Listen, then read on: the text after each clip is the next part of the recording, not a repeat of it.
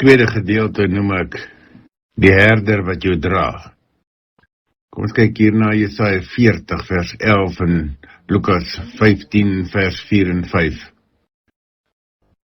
Een van die mooiste beelde in die Bybel is dit.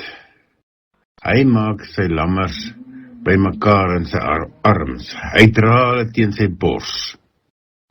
Dis nie 'n haastige herder nie, nie 'n harde herder nie, maar 'n sorgende herder. Ons dink soms God se werk is net met sterk mense, met mense wat reg is, met mense wat alles by mekaar het. Maar die herder dra juist die wat sukkel. Die lam wat agterraak, die wat moeg is, die wat nie kan byhou nie. Hy tel op. Miskien is jy daardie persoon vandag, moeg, oorweldig, uitgeput.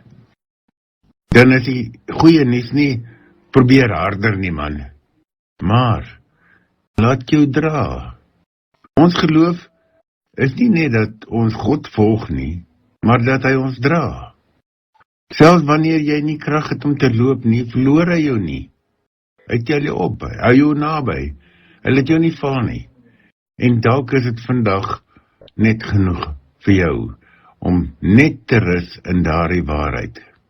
En daarom kan ons vra, Here, dankie dat U ons dra wanneer ons nie meer kan nie. Leer ons om U sorg te vertrou.